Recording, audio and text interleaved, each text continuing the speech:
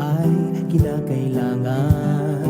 Tayo na magtulong-tulong na paunlarin ang mahal nating bayan.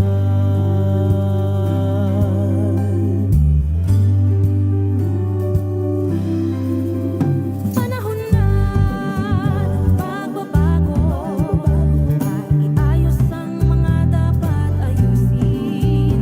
Dapat lang maging tungkulin ng bawat mamamayan dito sa atin. Gawin ang pagbabago tungo sa pag-asenso, magsikap na mabuti at nang guminhawa tayo. Malaki natin sa mundo at ipamalas ang bagong Pilipino at bagong Pilipinas.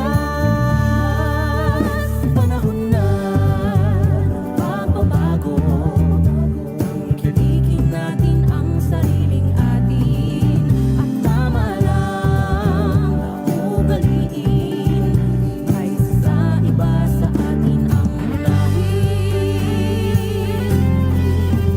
Panahon na ng pagbabago, ang magmuna sa kahit anong larangan. Ang tagumpay ay karangalan, ialay o ihandog natin sa bayan.